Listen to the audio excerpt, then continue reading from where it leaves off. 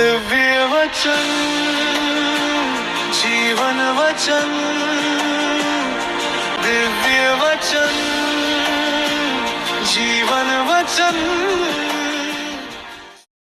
पहला पाठ राजाओं का पहला ग्रंथ अध्याय 17 पद संख्या 1 से 6। गिलआद के 30वें निवासी एलियाह ने अहाब से कहा, इस्राएल के उस जीवंत प्रभु ईश्वर की शपथ जिसका मैं सेवक हूं, जब तक मैं नहीं कहूंगा तब तक अगले वर्षों में न तो ओस गिरेगी और न पानी बरसेगा।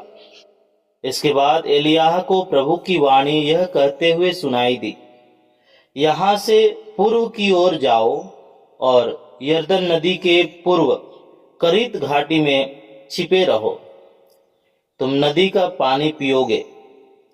मैंने कौवों को आदेश दिया कि वे वहां तुम्हें भोजन दिया करे। प्रभु ने जैसा कहा एलियाह ने वैसा ही किया। वह जाकर यरदन के पूर्व करीत की घाटी में रहने लगा। कौवे सुबह शाम उसे रोटी और मांस लाकर देते थे और वह नदी का पानी पीता था। प्रभु की वाणी। ईश्वर को धन्यवाद। संतमती के अनुसार पवित्र सुसमाचार अध्याय 5 पद संख्या 1 से 12। ईसा यह विशाल जनसमूह देखकर पहाड़ी पर चढ़े और बैठ गए। उनके शिष्य उनके पास आए और वे यह कहते हुए उन्हें शिक्षा देने लगे, धन्य है वे जो अपने को दीनहीन समझते हैं, स्वर्गराज उन्हीं का है। धन्य है वे जो नम्र है, उन्हें प्रतिज्ञात देश प्राप्त होगा। धन्य है वे जो शोक करते हैं, उन्हें सांत्वना मिलेगी। धन्य है वे जो धार्मिकता के भूखे और प्यासे हैं, वे तृप्त किए जाएंगे। धन्य है वे जो दयालु हैं, उन पर दया की जाएगी। धन्य है वे जिनका हृदय निर्मल है, वे ईश्वर के दर्शन करेंगे। धन्य है वे जो मेल कराते हैं, वे ईश्वर के पुत्र कहलाएंगे। धन्य है वे जो धार्मिकता के कारण अत्याचार सहते हैं, स्वर्गराज उन्हीं का है। धन्य हो तुम जब लोग मेरे कारण तुम्हारा अपमान करते हैं, तुम पर अत्याचार करते और तरह तरह के झूठे दोष लगाते हैं। खुश हो और आनंद मनाओ, स्वर्ग में तुम्हें महान पुरस्कार प्राप्त होगा। तुम्हारे पहले के नबियों पर भी उन्होंने इसी तरह अत्याचार किया। प्रभु का सुसमाचार। हे ख्रिस्त तेरी स्तुति हो। सबको जय यीशु। ख्रिस्त में प्यारे भाई और बहनों, आज के जो दोनों पाठ हमारे सामने रखे गए हैं वे देखने में बहुत अलग लग रहे हैं। एक तरफ पुराना विधान है जहां एलियाह नबी अकाल और सूखे के बीच मरुभूमि में छिपे हैं, और दूसरी तरफ नया विधान जहां प्रभु यीशु पहाड़ पर बैठकर लोगों को आशीर्वचनों का उपदेश दे रहे हैं। वे उन लोगों को धन्य कहते हैं जो दुनिया की नजर में लाचार, दुखी या कमजोर है। असल में यहाँ धन्यता का मतलब कोई सांसारिक सुख या पैसा नहीं, बल्कि धन्यता का मतलब होता है वह सच्चा आत्मिक आनंद और ईश्वर की आशीष जिसे दुनिया की कोई भी ताकत हमसे नहीं छीन सकती।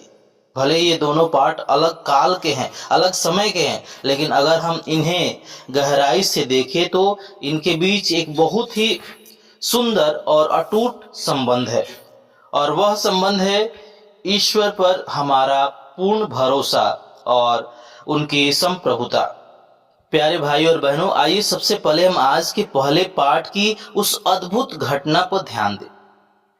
राजाओं के पहले ग्रंथ में हम देखते हैं कि नबी एलियाह राजा अहाब के सामने खड़े होकर बड़ी निडरता से घोषणा करते हैं कि उनके पापों के कारण इस देश में अब कई सालों तक, कई वर्षों तक न तो पानी बरसेगा न ही ओस गिरेगा। और इसके तुरंत बाद ईश्वर एलियाह से कहते हैं कि तुम यहां से हट जाओ और करीत की घाटी में छिप जाओ। ईश्वर ने एलिय्याह से एक बहुत अजीब बात कही। उन्होंने कहा, तुम उस नदी का पानी पियोगे और मैंने कौवों को आज्ञा दी है कि वे तुम्हें वहां भोजन दिया करे। भाई और बहनों, जरा सोच कर देखिए, कौवा एक ऐसा पक्षी है जो स्वभाव से बहुत लालची होता है। वह कभी अपना भोजन किसी को नहीं देता, बल्कि दूसरों के हाथों से भी खाना छीनने के लिए जाना जाता है। लेकिन यहाँ ईश्वर उस कौवे की स्वभाव को ही बदल देते हैं। वे कौवे रोज सुबह शाम एलिय्याह के लिए रोटी और मांस लेकर आते हैं। एलिय्याह को कभी पानी और भोजन की कमी नहीं हुई। प्यारे भाई और बहनों, यह घटना हमें क्या सिखाती है?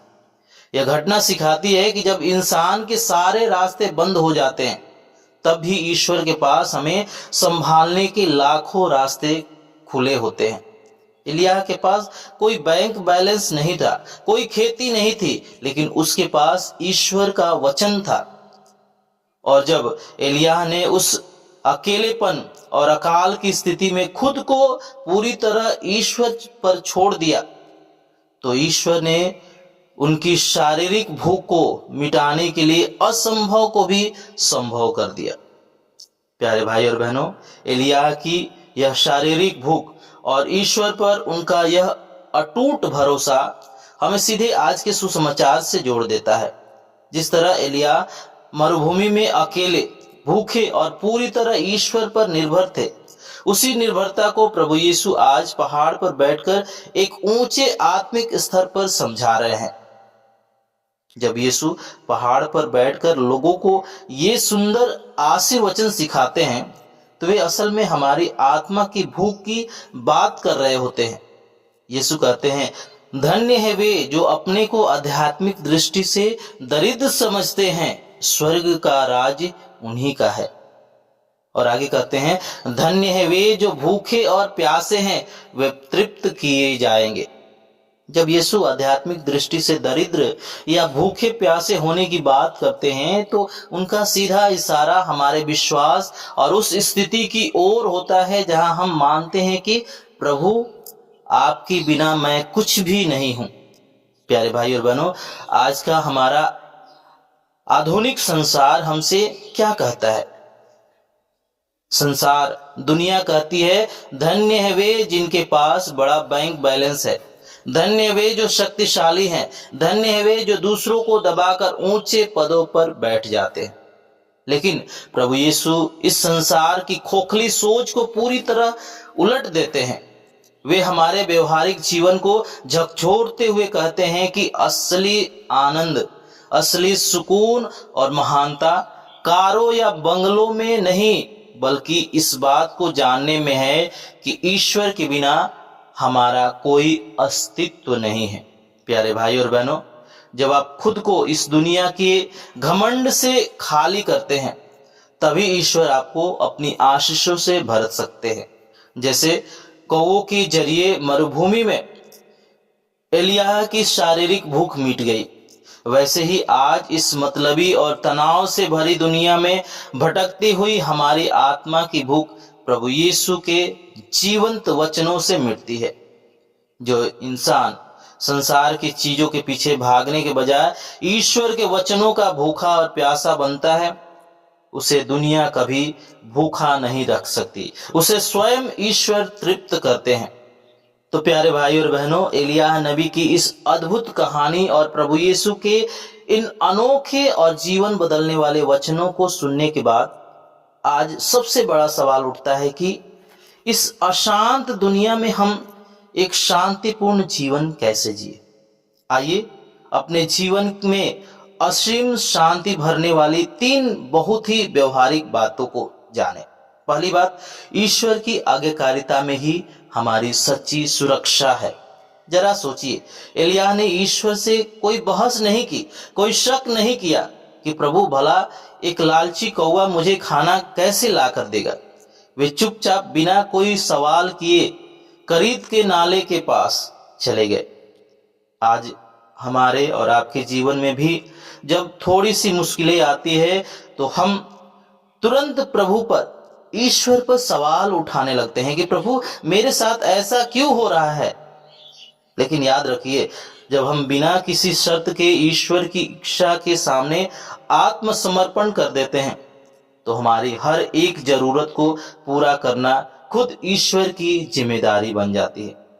दूसरी बात, हमारी बड़ी से बड़ी परेशानियों के बीच भी ईश्वर की धन्यता छिपी हुई है। आज का सुसमाचार साफ कहता है कि धन्य है वे जो शोक करते हैं और धन्य है वे जो सताए जाते हैं। यदि आज आप अपने व्यक्तिगत जीवन में किसी अकेलेपन, पारिवारिक कलह, आर्थिक अकाल या किसी पुरानी बीमारी के दौर से गुजर रहे हैं तो निराश मत होइए। दुनिया भले आपको लाचार समझे, लेकिन ईश्वर आपको भूले नहीं है। एलिय्याह की तरह आज आपकी यह कठिन और दर्दनाक परिस्थिति भी बहुत जल्द ईश्वर की एक बड़ी आशीष की गवाह बनने वाली है। बस आपको धैर्य रखना है। और तीसरी बात, ईश्वर हमेशा असंभव जरिए से रास्ता निकालते हैं। जरा उस दृश्य की कल्पना कीजिए। जो कौवा स्वभाव से दूसरों से छीन कर खाता है, आज वही कौवा भूखे एलिय्याह को पाल रहा है। आपके और हमारे जीवन में भी बिल्कुल ऐसा ही होता है। जब आपको चारों तरफ अंधेरा दिखेगा और लगेगा कि सब कुछ खत्म हो चुका है, ठीक उसी मोड़ पर ईश्वर आपकी मदद करने के लिए उन लोगों या उन रास्तों को खोल देंगे जिनकी आपने अपने सपने में भी कल्पना नहीं की होगी। इंसान के रास्ते बंद हो सकते हैं, ईश्वर के नहीं। बस आपको उनकी संप्रभुता और उनकी शक्ति पर अडिग विश्वास करना होगा। प्यारे भाई और बहनों, जब आप इस संदेश को सुन रहे हैं तो एक पल के लिए शांत होकर अपने आप को जांचें कि क्या आप आज भविष्य को लेकर चिंतित हैं। क्या आपको लगता है कि आपके जीवन में शांति और आशीषों का अकाल पड़ गया है। याद रखिए, जो ईश्वर एलिय्याह को एक मतलबी कौवे के जरिए समय पर खिला सकते हैं और जो यीशु पहाड़ पर बैठकर आज के टूटे और निराश दिलों को स्वर्ग के राज्य का आश्वासन दे सकते हैं, वे ईश्वर आज भी जीवित हैं, आज भी उतने ही शक्तिशाली हैं। वे आपकी हर एक पुकार को सुनते हैं। आइए हम इस दुनिया की चिंताओं को छोड़कर अपने आप को उनके पवित्र हाथों में सौंप दे और कहे, प्रभु मैं अपनी सीमित समझ पर नहीं बल्कि आपके जीवंत और सच्चे वादों पर, आपके जीवित वचनों पर भरोसा करता हूं। प्यारे भाई और बहनों, आइए हम कुछ क्षण मौन हो जाए, अपनी आंखों को बंद करें और प्रभु से प्रार्थना करें। हे दयालु और जीवित प्रभु यीशु, हम आपको धन्यवाद देते हैं कि आपने आज अपने वचनों के द्वारा हमारे दिलों को मजबूत किया। इस समय जितने भी भाई बहन आपके इस वचन को सुन रहे हैं, आपके संदेश को सुन रहे हैं, हम उन सभी को आपके पवित्र हाथों में सौंपते हैं। प्रभु, यदि उनके जीवन में इस समय किसी भी बात को लेकर कोई चिंता, बीमारी या अकेलापन है तो एलिय्याह की तरह उनके जीवन में भी अपने स्वर्गदूतों को भेजकर रास्ता निकालिए। उनके परिवार पर, उनके बच्चों पर और उनके काम पर आपकी आशीष उतरे। उनके विश्वास को मजबूत कीजिए ताकि वे आपकी संप्रभुता को देख सके। यह हम प्रार्थना करते हैं हमारे प्रभु ख्रिस्त के द्वारा, आमीन।